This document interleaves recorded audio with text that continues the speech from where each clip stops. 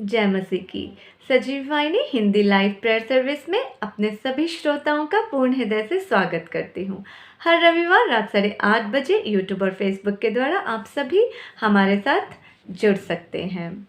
नीति वचन 10th अध्याय 31 वचन, धर्मी के मुंह से बुद्धि टपकती है, पर उलटफेर की बात कहने वाले की जीभ काटी जाएगी। जी हाँ, आज की हमारी इस प्रार्थना में हम सब अपने जीवन को ठीक करने के लिए, सही करने के लिए और सही मार्ग में आगे बढ़ने के लिए एकत्रित हुए हैं। सबसे पहले हमें अपनी जीभ को ईश्वर के अधीन करना होगा और उलटफेर की बातें जो अच्छी नहीं है वो हमेशा बुराई के ही रास्ते पर हमें ले जाती हैं और हमारी इस उलटफेर की बातों से कई बार बड़े बड़े नुकसान हो जाते हैं। इसीलिए आज हम सब पवित्र शास्त्र के वचनों के द्वारा ये जानने की कोशिश करते हैं कि एक धर्मी के जीवन में एक धर्मी मनुष्य किस तरीके से उसे बात करनी चाहिए और पवित्र शास्त्र की उन बातों को, उन वचनों को जानकर, समझकर, जो मधुर हैं, जो मन को शांति देती हैं, जो मन को खुशी देती हैं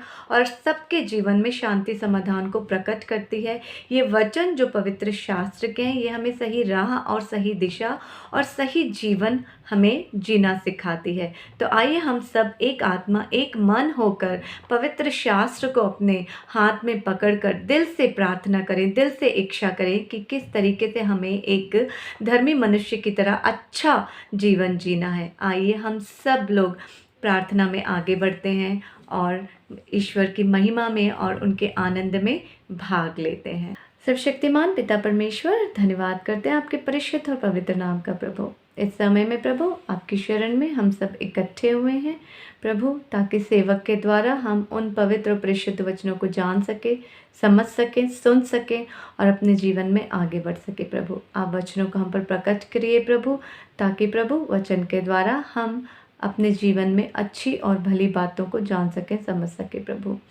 प्रभु हम गीतों के द्वारा आनंद कर रहे हैं प्रभु, आपकी महिमा और प्रशंसा कर रहे हैं, आपकी बढ़ाई कर रहे हैं प्रभु। जितने लोगों ने भी प्रभु इस समय गीत गाए हैं आपके नाम में प्रभु, अपनी खुशी को प्रकट किया है, आप सबके जीवन में सुख, शांति और समाधान को बनाए रखे प्रभु। इस समय में आपके सेवक वचनों के द्वारा हमसे बात करने जा रहे हैं। परिशुद्धात्मा द्वारा अपनी शक्ति को, अपने प्रकाश को उन पर उंडेले प्रभु, ताकि उनके द्वारा बताए जाने वाला हर वचन हमारे जीवन को सही राह और सही दिशा दे प्रभु उस वचन के द्वारा हम अपना चाल चलन ठीक कर सकें, हम अपने सोच विचार ठीक कर सकें प्रभु, और हम आपकी शरण में बैठने के काबिल बन सकें प्रभु। आपका नाम प्रभु हमारे साथ जुड़ सके प्रभु, हम संपूर्ण रूप से आपके अनुकूल बन सकें प्रभु, आपकी इच्छा अनुसार हम अपना जीवन जी सकें प्रभु आप अपने उद्देश्य को हमारे जीवन में प्रकट करिए प्रभु और हमसे बात करिए। विश्वास करते हैं कि आप हमारे साथ हैं और सदा हमें से प्रत्येक व्यक्ति के साथ बने रहेंगे। प्रभु के मीठे अपर नाम से मांगती हूँ, आमीन।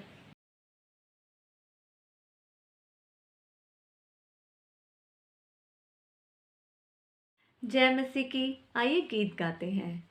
तेरा हो अभिषेक अमन के राजकुमार, आज हमारे दिल में जन्म ले, हे प्रभु यीशु महान, हे प्रभु यीशु महान। घोर अंधेरा था, राह उजली थी, ये ज़मीं कुछ थी, आसमां कुछ था, तूने आकर फिर संभाला, तूने आकर फिर संभाला। तेरा प्रेम अपार, तेरा हो अभिषेक अमन के राजकुमार, आज हमारे दिल में जन्म ले, हे प्रभु यीशु महान, हे प्रभु यीशु महान। लहर बड़े दिन की सदा जहां में रहे, लहर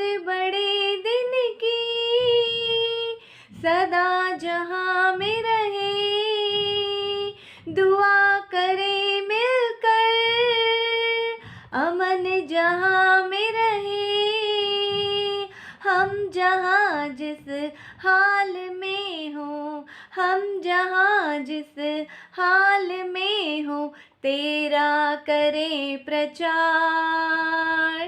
तेरा हो अभिषेक, अमन के राजकुमार। आज हमारे दिल में जन्म ले, हे प्रभु यीशु महान। हे प्रभु यीशु महान, हे प्रभु यीशु महान। जय मसीह की।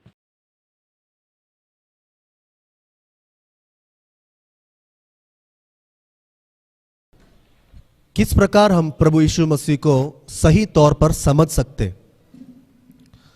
प्रभु यीशु को सही तौर से समझना भी एक सही चीज है।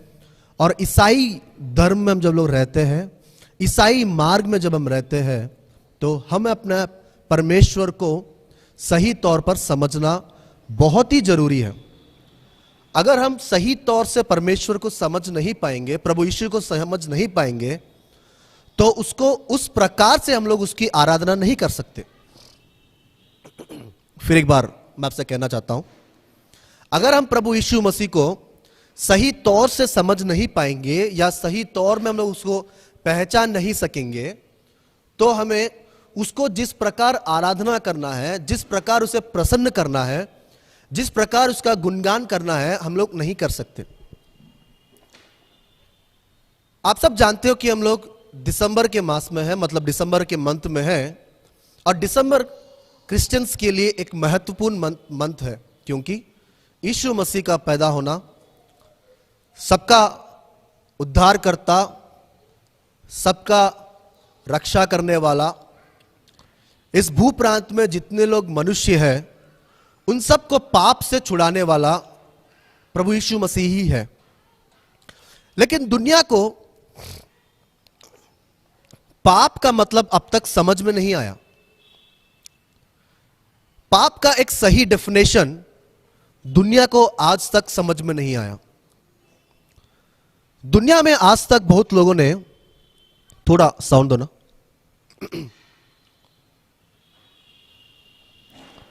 दुनिया में आज तक पाप का जो डेफिनेशन है अब तक किसी ने उसे समझा नहीं। मैं ये बात इसलिए दोहरा रहा हूं क्योंकि जब हम पाप कहते हैं तो लोग कहते हैं धर्मशास्त्र के विरुद्ध, धर्मशास्त्र के विरुद्ध। धर्मशास्त्र के विरुद्ध जो काम हम करते हैं उसका मतलब है पाप।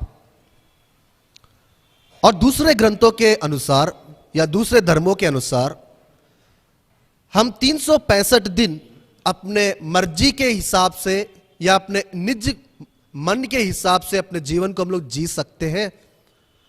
और 40 दिन का अगर एक भोग हम लोग करेंगे, या 40 दिन का अगर हम लोग एक माला पहन लेंगे, या एक नदी में जाकर हम लोग डुबकी मार लेंगे, तो हमें पुण्य मिल जाएगा। और जो ये 365 दिन का जो हमने पाप किया था, जब हम डुबकी मार के हम लोग अपने आप को बाहर निकालते हैं तो पाप हमारे जीवन में से धुल गया बोल के समझते हैं। लेकिन प्यारे भाइयों, धर्मशास्त्र पाप के बारे में कहता है कि आज्ञा का उल्लंघन ही पाप है। आज्ञा का उल्लंघन ही पाप है। अब ये पाप हमारे जीवन में तब आएगा, या पाप को हम लोग जब जानेंगे जब हम धर्मशास्त्र को जानेंगे। हमारे जीवन में हम लोग आजकल के दैनिक दिन जीवन में हम लोग जब रोड में हम लोग ट्रैवल करते रहते हैं, तो बहुत बार हम लोग हम लोग पहचान भी नहीं पाते। ट्रैफिक पुलिस हमारा फोटो ले लेता है और हमें मैसेज भेज देता है कि भाई आपको चार्ज लग गया। और जब हमको चार्ज लग गया बोल के पता चलता है तो हम लोग सोच में पड़ते हैं कि ये फोटो कहां पर लिया है या किसने लिया है। हाँ कि नहीं? ये बात आप लोग सब लोग जानते हैं। नेक्स्ट टाइम से अगर हम उसी प्लेस में हम लोग बार बार आ रहे जा रहे हैं तो वहां पर सिग्नल जंपिंग या ओवर स्पीड या डेंजर स्पीड से हम लोग अपने आप को इग्नोर करते हैं और उस प्लेस में हम लोग आराम से जाते हैं। क्यों? हमें पता चला कि यहां पे हमें धीरे चलाना चाहिए, यहां पर नहीं तो यहां पर हमें सिग्नल जंप नहीं करना चाहिए, क्योंकि हमें ट्रैफिक पुलिस ने हमने सिग्नल जंप किया है या ट्रैफिक का उल्लंघन किया है बोल के उसने हम पर फाइन डाला। यह बात आप सब जानते हो। तो उसी प्रकार जिस प्रकार ट्रैफिक के रूल्स को हम लोग पालन नहीं करने पर हम पर फाइन डालते हैं, उसी प्रकार धर्मशास्त्र के विरुद्ध अगर हम लोग कुछ काम करते हैं तो उस फाइन का मतलब ही, उस फाइन का दूसरा लैंग्वेज या उस फाइन का सिनोनिम ही है सिन। इस दुनिया के किसी भी प्रकार के फाइन्स को अगर हमारे जीवन में कोई इंपोज करता है, कोई फाइन हम पर डालता है, तो हमें पैसे देकर उस फाइन को हम लोग पे कर देते हैं और हमारे जीवन से हम लोग उस फाइन को निकाल देते हैं या हमारे गाड़ी के ऊपर से उस फाइन को निकाल देते। उसी प्रकार अगर हम धर्मशास्त्र के विरुद्ध अगर हमने कुछ पाप किया है, तो वो पाप हमारे जीवन में से जाने के लिए, उस पाप जो पाप हमारे पर, जो सिन हम पर इंपोज हुआ था, उस सिन को भी निकाल देने के लिए पवित्र परमेश्वर, हम सबका पिता परमेश्वर ने क्या किया पता है?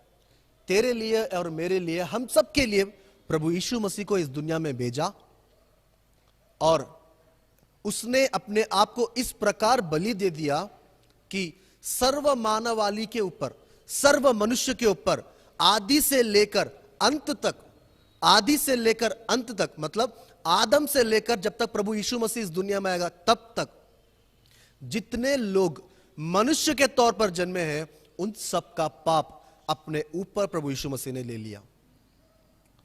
देखिए, मैं आप लोगों को एक अच्छा वचन दिखाना चाहता हूं। इब्रानियों का किताब, इब्रानियों की पत्री, लेटर टू हेब्रूस। आप सब लोग मेरे साथ खोलिए 10th chapter, letter to Hebrews 10th chapter, उसका 26 और 27 वर्ड्स में पढ़ना चाहता हूं। इब्रानियों की पत्री, उसका 10वां अध्याय 26 और 27वां वचन। Letter to Hebrews 10th chapter 26 and 27 words. क्योंकि सच्चाई की पहचान प्राप्त करने के बाद यदि हम जानबूझकर पाप करते रहे, तो पाप के लिए फिर कोई बलिदान बाकी नहीं। देखिए वर्ड्स यहां पे क्या बताता है हमें? सच्चाई की पहचान प्राप्त करने के बाद, यहां पे सच्चाई क्या है? धर्मशास्त्र, परमेश्वर का वचन, पवित्र बाइबल। ये सच्चाई को हम लोग जानने के बाद अगर हम लोग जानबूझकर पाप करते हैं, जानबूझ के मतलब क्या है पता है? अगर हमें किसी ने कुछ काम करने के लिए मना किया और हम लोग करते रहे, इसका मतलब है जानबूझकर। हमारे घर में छोटे छोटे बच्चे रहते हैं, उन लोग खेलते रहते हैं और खेलते समय हम लोग कहते हैं कि आराम से खेलो, भाग दौड़ मत करो, नहीं तो गिर जाओगे। ये बात कहने पर भी उन लोग क्या करते हैं? खेलते कूदते हैं, भागते हैं, दौड़ते हैं और गिर कर अपने पास आकर कहते हैं कि चोट लग गया। मतलब मैंने उसे बता दिया था, मतलब हमने उसे बता दिया था कि खेलो नहीं, कूदो नहीं, भागो नहीं, दौड़ो नहीं। इन सब बातों को बताने के बावजूद भी अगर वो बच्चे इस प्रकार करते रहे, इसका मतलब क्या है? वे जानबूझकर इस प्रकार का काम कर रहे हैं। भारत देश में भी देखिए बहुत से लोग, यहां पर कूड़ा फेंकना मना है वो लिखने के बाद वहीं पर कूड़ा रहता है। यहां पर थूकना मना है, वहीं पे सबसे ज्यादा थूक रहता है। यहां पर यह करना मना है, वहां पर ही सबसे ज्यादा वो रहता है। इस प्रकार का आदत भारत देश में नहीं, हर जगह इस प्रकार का आदत हो गया है, क्योंकि वे जानबूझकर इस प्रकार के कार्यों को कर रहे हैं। इसलिए परमेश्वर का वचन कह रहा है कि सच्चाई की पहचान प्राप्त करने के बाद यदि हम जानबूझकर पाप कर रहे हैं तो पाप के लिए कोई बलिदान बाकी नहीं है।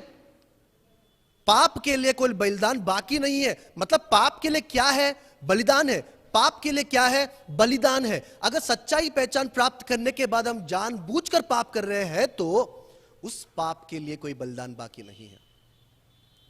इनडायरेक्टली मैं आपको क्या बताने वाला हूं पता है? यहां पर पाप के लिए बलिदान है।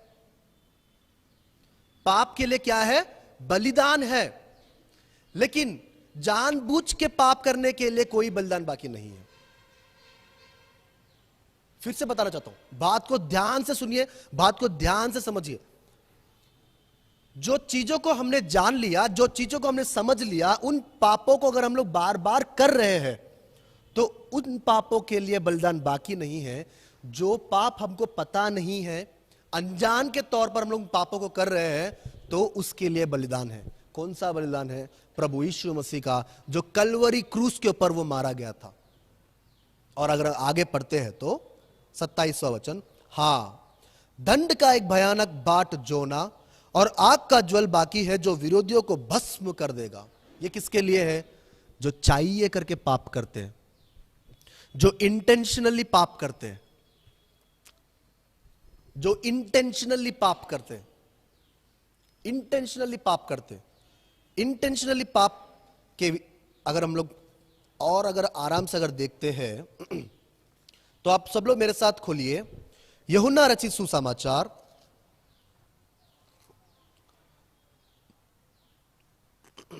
यूहन्ना रचित सुसमाचार, gospel of John, gospel of John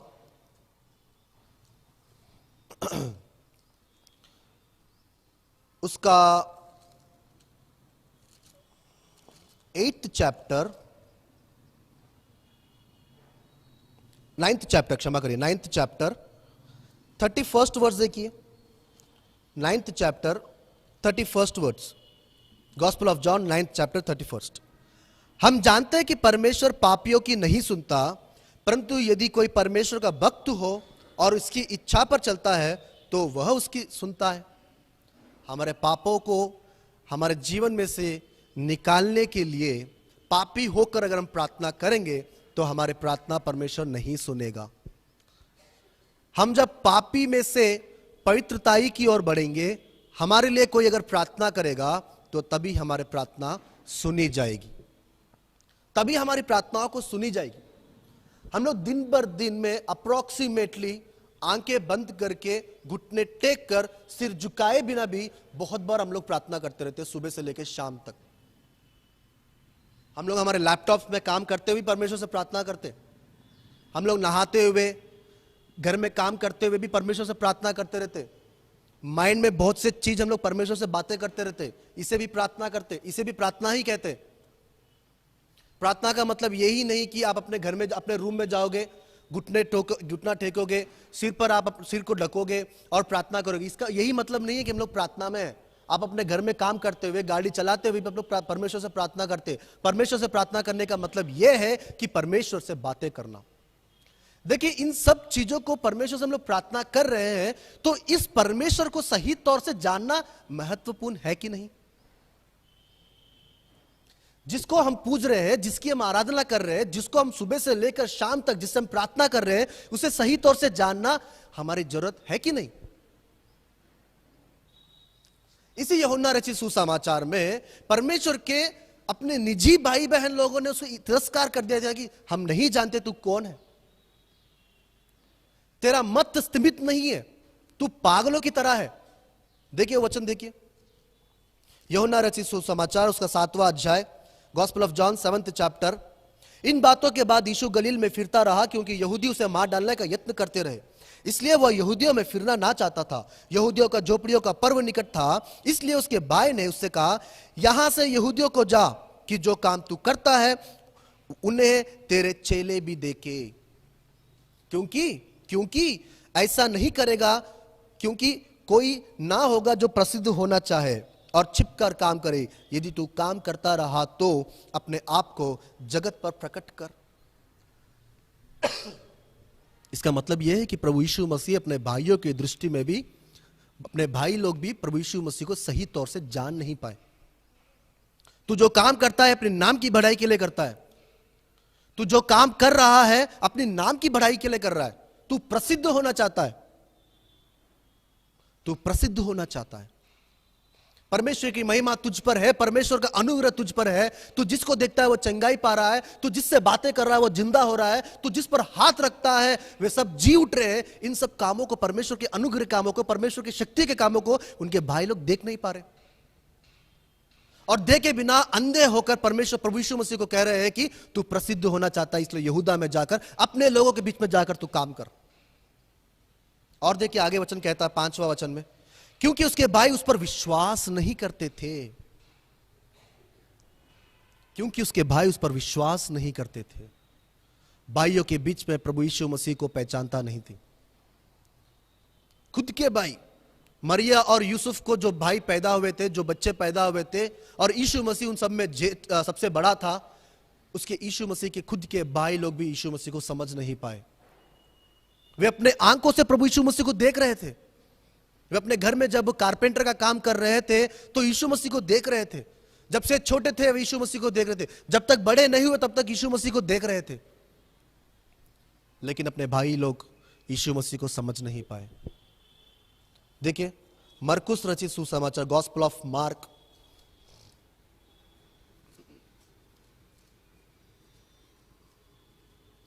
मरकुस रचित सुसमाचार उसका 4वां अध्याय, 4th chapter, gospel of Mark 4th chapter 35th word से। Gospel of Mark 4th chapter 35th words. उसी दिन जब सांझ हुई तो उसने चेलों से कहा, आओ हम पार चले। और वे भीड़ को छोड़कर जैसे वह था वैसे ही उसे नाव पर साथ ले चले, और उसके साथ और वे भी नाव पर भी थे। तब बड़ी आंधी आई और लहरें नाव पर यहां तक लग गई थी कि वे पानी से भरी जाती थी, पर वह आप पिछले भाग में गद्दी पर सो रहा था। मतलब यीशु मसीह नाव पर सो रहा था और शिष्य सब नाव पर थे। तब उन्होंने उसे जगा कर कहा, हे गुरु, मतलब यीशु मसीह से अपने ही शिष्य लोग, यीशु मसीह से अपने ही शिष्य लोग क्या कह रहे, पूछिए, देखिए, हे गुरु, क्या तुझे चिंता नहीं कि हम नष्ट हुए जाते हैं? मरकुस रचित सुसमाचार में बहुत दिनों से लेकर ये शिष्य प्रभु यीशु मसीह के साथ है। और अगर हम 4th वचन 4th चैप्टर तक अगर आ जाते हैं तो इसका मतलब यह है कि पहाड़ पर उपदेश का काम हो गया था, बहुत से जिलाने का काम हो गया था, बहुत से चंगाइयों का काम हो गया था, बहुत से अद्भुत काम हो गए थे, बहुत से आश्चर्य काम शिष्यों ने देख लिया था। जब उनके पास खाना नहीं था तो प्रभु यीशु मसीह ने उनको खाना दिया। जब उनके पास पानी नहीं था, पीने के लिए पानी दिया। इन सब चीजों को देख लिया था। जो लोग रोग से आए थे उन सबको स्वस्थता मिली, चंगाई मिली। जो लोग लंगड़े थे, जो लोग अच्छी तरह से बोल नहीं पा रहे थे, सुन नहीं पा रहे थे, जो लोग कोढ़ी से थे, जो लोग मर चुके थे, उन सबको चंगाई मिली, उन सबको जिलाना मिला। लेकिन इन सब कामों को करने के बाद यीशु मसीह और शिष्य सब मिलकर क्या करने लगे? एक नाव के ऊपर चढ़कर नदी में ट्रैवल कर रहे थे। वहां से लोग यात्रा करते हुए आगे जा रहे थे तो एकाएक आंधी तूफान आया। और जब ये आंधी तूफान आने पर नाव पर वे आंधी ऊपर आ रही थी, पानी, देखिए वो वचन देखिए 37वां वचन, बड़ी आंधी आई और लहरें नाव पर यहां तक लग गई कि पानी से भर जाती थी। क्या भर रहा था? पानी से नाव भर रहा था। तब तक प्रभु यीशु मसीह नहीं उठा, तब तक प्रभु यीशु मसीह वहां पर नाव में नहीं उठे। लेकिन शिष्यों ने प्रभु यीशु मसीह को, हे गुरु, क्या तुझे चिंता नहीं कि हम नष्ट हुए जाते हैं, हम नष्ट हुए जाते हैं? तब उसने उठकर आंधी को डांटा। किसको डांटा? शिष्यों को नहीं डांटा उसने। वचन को ध्यान से देखिए। तुम्हें विश्वास नहीं है क्या? तुम्हें मुझ पर विश्वास नहीं है क्या? इतने दिनों से तुम लोग मेरे साथ हो, इतने दिनों से तुम लोग मेरे साथ रहे हो, इतने दिनों से हम लोग एक ही जगह ट्रैवल कर रहे, जहां मैं जा रहा था वहां पर तुम लोग जा रहे थे, मैं तुम्हारे साथ चल रहा था, मैं तुम्हारे साथ था। इतने सारे आश्चर्य कर्मों को तुम मेरे साथ देख रहे थे, जो लोग बोल नहीं सकते थे, जो लोग देख नहीं सकते थे, जो लोग सुन नहीं सकते थे, जो लोग चल नहीं सकते थे। इन सब लोग चंगा नहीं हो रहे थे क्या? जो लोग उठ नहीं सकते थे, जो लोग मर चुके थे, जो लोग कोढ़ी से बीमार थे, ये सब लोग चंगा नहीं हो रहे थे क्या? किसको डांटना था यीशु मसीह? आंधी को डांटा, शिष्यों को नहीं डांटा। आंधी को डांटा, शिष्यों को नहीं डांटा, क्योंकि यीशु मसीह या पिता परमेश्वर और प्रभु यीशु मसीह और पवित्र आत्मा तीनों मिलकर तुम्हारे लिए और मेरे लिए दिन रात काम कर रहे हैं। दिन रात हमारे बारे में सोच रहे हैं, दिन रात हमारे उस क्षेम के लिए सोच रहे हैं, उस अच्छाई के लिए सोच रहे हैं कि जब हम इस दुनिया को छोड़कर चले जाएंगे, मेरे बच्चे मेरे पास ही आना चाहिए। आंधी को इसलिए डांटा कि आंधी शिष्यों को सता रहा था। आंधी को इसलिए डांटा कि यीशु मसीह की नींद को डिस्टर्ब किया बोल के नहीं। यीशु मसीह अच्छी तरह से सो रहा था, यीशु मसीह एक अच्छी नींद में था, उसने आकर यीशु मसीह को डिस्टर्ब किया, इसलिए आंधी को नहीं डांटा उसने। आंधी को इसने इसलिए डांटा क्योंकि शिष्यों को इस सृष्टि ने डराया था। ध्यान से सुनिए बात को, शिष्यों को इस सृष्टि ने डराया था। लेकिन उत्पत्ति की किताब में हमें यह दिखता है कि सर्व सृष्टि को परमेश्वर ने बनाने के बाद सर्व सृष्टि पर परमेश्वर ने अधिकारी किसको रखा? मनुष्य को रखा। मनुष्य को रखा। लेकिन यह सृष्टि किसको डराने के लिए चली? मनुष्य को। इसलिए उठकर उसने क्या किया?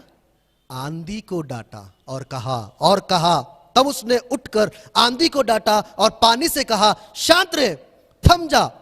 और आंधी थम गई और बड़ा चैन हो गया। तब उसने कहा, तुम क्यों डरते हो? कितना कॉन्फिडेंस वर्ड है, देखिए कितना कॉन्फिडेंस, कितना लव हमें परमेश्वर दिखा रहा है। तुम क्यों डरते हो? हमारे बच्चों से भी लोग बातें करते रहे, हमारे माता पिता भी हमसे बातें करते रहते ना, तू किस लिए डर रहा है? मैं हूं ना। तू किस लिए डर रहा है? आज आप किस परिस्थिति में हो? फाइनेंशियल प्रॉब्लम्स में हो, बीमारी से हो, कोई और प्रॉब्लम्स आपके जीवन में है, तो आपसे परमेश्वर कहना चाहता है, तू किस लिए डर रहा है जब मैं हूं तेरे साथ। यह बीमारी या फाइनेंशियल प्रॉब्लम या किसी भी चीज, इस दुनिया की कोई भी चीज तेरे पास नहीं आ सकती, क्योंकि मैं तेरे साथ मैं हूं। वो बातें सिर्फ शिष्यों के लिए नहीं है, वो बातें सारे मनुष्यों के लिए है कि तू किस लिए डर रहा है? तू क्यों डर रहा है? तू किसे देखकर डर रहा है? इस सृष्टि को या अन्य जाति के लोगों को जो तुझ पर प्रभुत्व करने के लिए है? नहीं प्यारे भाइयों, तू क्यों डरता है? क्या तुम्हें अब तक विश्वास नहीं? वे बहुत ही डर गए और आपस में बोले, यह कौन है? यूहन्ना रचित सुसमाचार में हमने देखा था कि प्रभु यीशु मसीह के खुद के भाइयों ने उसे समझ नहीं पाया, जो बचपन से उनके साथ में थे, और जब वह अप्रोक्सीमेटली 28, 29, 30 साल का हो गया तो उसने शिष्यों को अपने साथ में बनाया।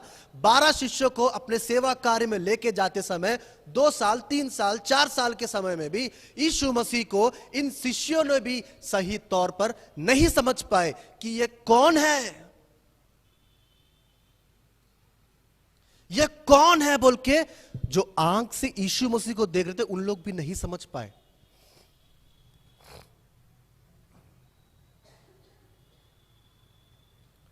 आंख से देख रहे थे, अपने आंखों से देख रहे थे कि एक इंसान है जो मेरे सामने जो कह रहा है कि मैं सृजनहार हूं, मैं सृष्टि करता हूं, मैं ही यीशु मसीह हूं बोलकर।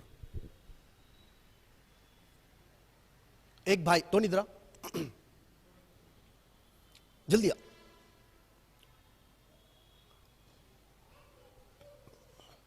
ये मेरे सामने खड़ा है, ठीक है, ये मेरे सामने खड़ा है।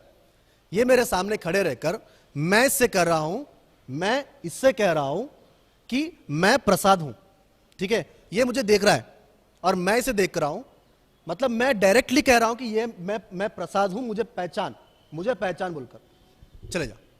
अब मैं चले गया यहां से, ठीक है, अब मैं यहां से चले गया। मैं जाने के बाद मेरे सब लोग भाई लोग, मेरे 2 दूसरे लोग जो मेरे बारे में प्रचार कर रहे थे, वे सब आकर टोनी को कह रहे हैं कि भाई प्रसाद बोल के एक बंदा था, प्रसाद बोलकर एक बंदा था, प्रसाद बोलकर एक बंदा था बोलकर। बात समझ में आया? मतलब जब वे लोग उन्हें देख पा रहे थे तो भी समझ नहीं पाए। क्या आज हम लोग, आप लोग, हम सब लोग मिलकर अगर यीशु मसीह के बारे में बोलेंगे तो समझ पाएंगे लोग? समझ रहे बात को ध्यान से समझिए। यीशु मसीह जब इस दुनिया में होकर भी, अपने इंसानियत के तौर पर होकर भी, मट्टी के शरीर में होकर भी लोगों को समझ नहीं पाए, लोग उसे समझ नहीं पाए, तो क्या आज जब यीशु मसीह 2022 साल छोड़कर, इस दुनिया को छोड़कर स्वर्ग में दैनी और परमेश्वर के पास बैठा है, तो क्या उसके बारे में अगर आज हम लोग बोलेंगे तो क्या वे समझ पाएंगे? यूहन्ना रचित सुसमाचार, यूहन्ना रचित सुसमाचार पहला अध्याय, यूहन्ना रचित सुसमाचार उसका पहला अध्याय,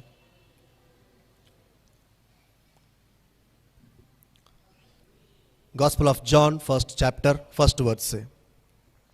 आदि में वचन था और वचन परमेश्वर के साथ था और वचन परमेश्वर था। यही आदि में परमेश्वर के साथ था। सब कुछ उसी के द्वारा उत्पन्न हुआ और जो कुछ उत्पन्न हुआ है उसमें से कोई भी वस्तु उसके बिना उत्पन्न नहीं हुई। उनमें जीवन था और जीवन मनुष्यों की ज्योति थी। ज्योति अंधकार में चमकती है और अंधकार ने उसे ग्रहण नहीं किया। ज्योति कौन है? ज्योति कौन है? प्रभु यीशु मसीह। और प्रभु यीशु मसीह, ज्योति चमकती है, मतलब प्रभु यीशु मसीह चमक रहे हैं, लेकिन अंधकार ने उसे ग्रहण नहीं किया। क्या है अंधकार? हम हैं अंधकार, ये दुनिया है अंधकार। इस दुनिया में जब हम हैं तो हम सब हैं अंधकार। 6th verse. एक मनुष्य परमेश्वर की ओर से उपस्थित हुआ जिसका नाम यूहन्ना था। वह गवाही देने आया था कि ज्योति की गवाही दे, ताकि सब उसके द्वारा विश्वास लाए। वह आप तो ज्योति ना था, परंतु उस ज्योति की गवाही देने के लिए आया था। 9th verse. सच्ची ज्योति हर एक मनुष्य को प्रकाशित करती है जो जगत में आती है। वह जगत में था और जगत उसके द्वारा उत्पन्न हुआ और जगत ने उसे नहीं पहचाना। देखिए, यह वचन कह रहा है कि वह जगत में था लेकिन जगत ने उसे नहीं पहचाना। उसी जगत में आज हम सब लोग हैं। उसी जगत में आज हम सब लोग हैं। यह हमारा धर्म है, यह हमारी रिस्पॉन्सिबिलिटी है, यह हमारा ड्यूटी है कि हम लोग सर्व मनुष्यों को, जिनको यीशु मसीह नहीं मालूम, जिनको उद्धारकर्ता नहीं मालूम, जिनको सही सृष्टिकर्ता नहीं मालूम, उन सबको बताने की जिम्मेदारी आपकी है और हमारी है। जब तक आप और हम प्रभु यीशु मसीह को सही तौर से नहीं समझ पाएंगे तो इन दुनिया को छोड़ो, इस दुनिया को तो छोड़ो, हमारे लिए परमेश्वर खेद पहुंचता है, हमारे लिए परमेश्वर डर रहा है, हमारे लिए परमेश्वर बहुत ही बाधा हो रहा है कि और मैं क्या करूं कि इन्हें समझ में आऊं, और मैं क्या करूं कि मैं इन्हें समझाऊं। मैं बहुत दिनों से बहुत कार्यों को करता रहा कि सर्व मानवाली, सर्व मनुष्य मुझे समझ सके, लेकिन इन चीजों को करने के बावजूद भी लोग मुझे समझ नहीं पा रहे, मनुष्य मुझे नहीं समझ पा रहे। मनुष्य इतने बिजी हो चुके हैं कि अपने कामों को वे कर रहे हैं सिर्फ। देखिए फिलिपियों की पत्री, letter to Philippians, 2nd chapter 19th verse से, 2nd chapter 19th verse, letter to Philippians 2nd chapter 19th verse. मुझे प्रभु यीशु में आशा है कि तीमुथियुस को तुम्हारे पास तुरंत भेजूं ताकि तुम्हारी दशा सुनकर मुझे शांति मिले, क्योंकि मेरे पास ऐसे स्वभाव का कोई नहीं जो शुद्ध मन से तुम्हारी चिंता करे, क्योंकि सब अपने स्वार्थ की खोज में रहते हैं, ना कि यीशु के, ना कि यीशु के। हम अपने आप के दिल को एक बार पूछेंगे कि हम लोग कितना प्रयत्न कर रहे हैं यीशु मसीह को समझाने के लिए लोगों को। हम अपने दिलों से पूछो, अपने आप से आप लोग पूछो कि आप कितना प्रयत्न कर रहे हो कि मैं आज एक को सुसमाचार सुनाऊंगा, मैं आज एक को यीशु मसीह के बारे में बताऊंगा। जब तक हम लोग नहीं बताएंगे तो कौन बताएगा? जब हम लोग ये प्रयत्न नहीं करेंगे तो और कौन करेगा? सच्चे वचन को हम लोग इस कलीसिया में रहते हुए सुन रहे हैं, तो कलीसिया में रहने के बाद, कलीसिया से दूर होने के बाद, कलीसिया को छोड़कर जब हम इस दुनिया में अपने कामों को करने के लिए निकलते हैं, तो किस प्रकार है हमारा स्वभाव? क्या हम लोग यीशु मसीह को उस तरह समझा पा रहे हैं जिस प्रकार वो है? जिस प्रकार वो पवित्र है, जिस प्रकार वो पवित्र है, क्या उस प्रकार हम यीशु मसीह को समझा पा रहे हैं? उनके भाइयों ने उसे नहीं समझ पाया, उनके शिष्यों ने उसे समझ नहीं पाया। देखिए, सबसे पहले मैंने फैमिली को दिखाया कि फैमिली ने यीशु मसीह को नहीं पहचाना। सेकंड, मैंने यीशु मसीह के शिष्यों को दिखाया जो यीशु मसीह को सही तौर पर नहीं समझे। तीसरा मैंने दिखाया है कौन? जगत, मतलब सारी सृष्टि। सबसे पहले फैमिली ने नहीं समझ पाया, सेकंड है शिष्यों ने समझ पाया, डिसाइपल्स ने समझ नहीं पाया कि यीशु मसीह ये कौन है। यूहन्ना रचित सुसमाचार में मैंने आपको दिखाया कौन? जगत। जगत ने भी यीशु मसीह को समझ नहीं पाए। क्या ये आपकी और मेरी रिस्पॉन्सिबिलिटी नहीं बनती कि हम लोग हमारे दैनिक दिन जीवन के कामों को करते हुए यीशु मसीह के कार्य को ना करें? करना है प्यारे भाइयों, करना है, क्योंकि 12 शिष्यों को प्रभु यीशु मसीह एकत्रित करने से पहले प्रभु यीशु मसीह ने 70 चेलों को एकत्रित किया।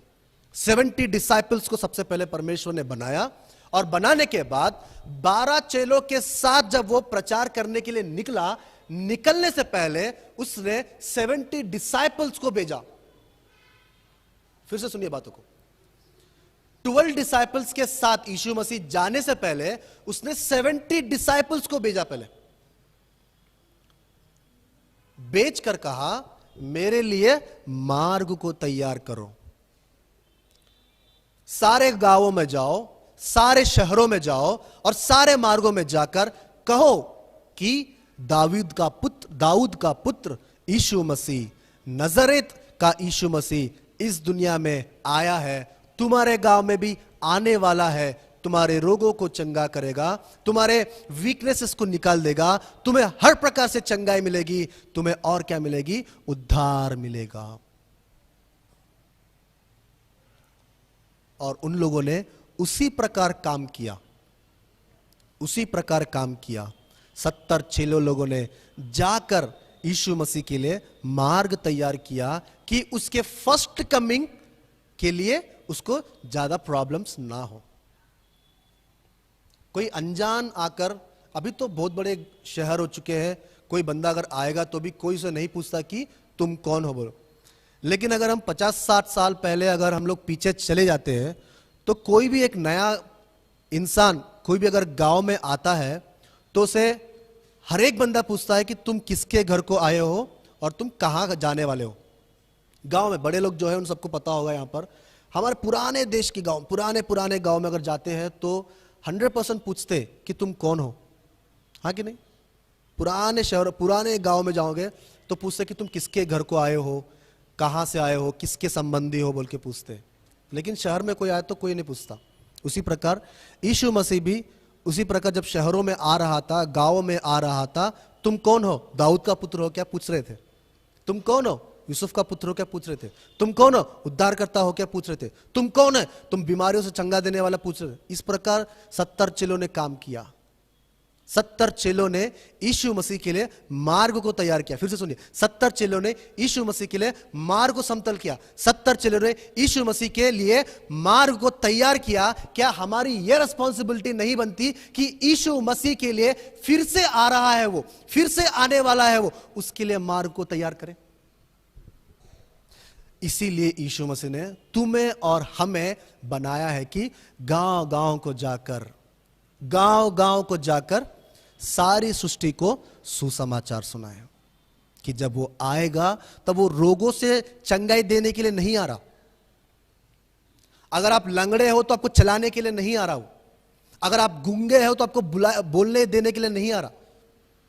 अगर आप बहरे हो तो सुनाई देने के लिए नहीं आ रहा हो। अगर आप मर चुके हो तो आपको जिलाने के लिए नहीं आ रहा हो। अगर आप लंगड़े हैं आपको चलाने के लिए नहीं आ रहा वो आपको। अगर वो यीशु मसीह फिर आएगा तो वो सिर्फ दो चीजों के लिए आएगा। अगर आप यीशु मसीह पर विश्वास करते हो तो अपने साथ वह स्वर्ग को लेके जाएगा। अगर आप विश्वास नहीं करते हो तो वह नरक में डाल देगा। लास्ट रेफरेंस तिमोथियस थिस्सलुनीकल letter to Thessalonians, second letter, थिस्सलुनीकियों की दूसरी पत्री,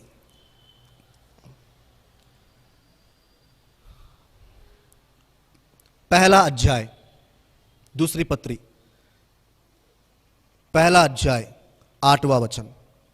और जो परमेश्वर को नहीं पहचानते, सबसे पहला कैटेगरी, सबसे पहला वृंद, जो परमेश्वर को नहीं पहचानते, मतलब हम सब परमेश्वर को पहचानते हैं और पहचानने के बाद हम लोगों को नहीं बताया।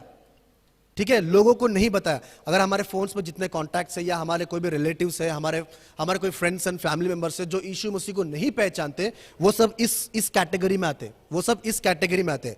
और प्रभु यीशु मसीह के सुसमाचार को नहीं मानते, मतलब हमने उन्हें बता दिया कि यीशु मसीह बोल के परमेश्वर है, वह हमें उद्धार करता है, वह हमें पापों से छुड़ाने वाला है। दो कैटेगरी है, एक है नहीं पहचानते और एक है नहीं मानते। दो लोग हैं, ध्यान से सुनिए। एक है नहीं पहचानते, मतलब उनको हमने अब तक नहीं बताया। दूसरे लोग हैं हमने उन्हें बता दिया लेकिन मानने के लिए तैयार नहीं है। फिर से पढ़ता हूं 8वां वचन। और जो परमेश्वर को नहीं पहचानते और हमारे प्रभु यीशु मसीह सुसमाचार को नहीं मानते, वह उनसे पलटा लेगा। वे प्रभु के सामने से और उसकी शक्ति के तेज से दूर होकर अनंत विनाश का दंड पाएगा। यीशु मसीह इस पूरे पवित्र बाइबल में, इस पूरे 66 बाइबल में प्रभु यीशु मसीह कहता है कि सुसमाचारों को सुनाओ बस।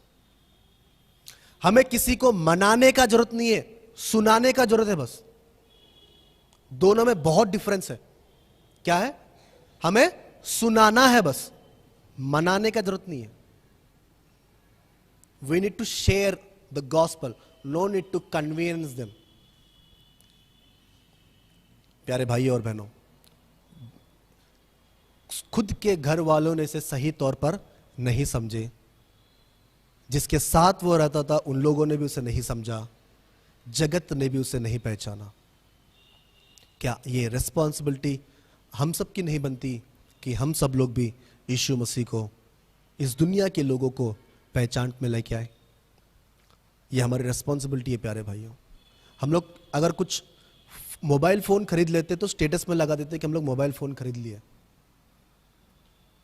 अगर हम कुछ भी ड्रेसेस ले लो या कुछ एक अच्छा वैल्यूबल थिंग ले लो, बहुत लोग को हम लोग बता देते व्हाट्सएप के स्टेटस में, फेसबुक के स्टेटस में, सोशल नेटवर्क्स में हम लोग बहुत से लोगों को बता देते कि हमने ये चीज को किया है बोलकर।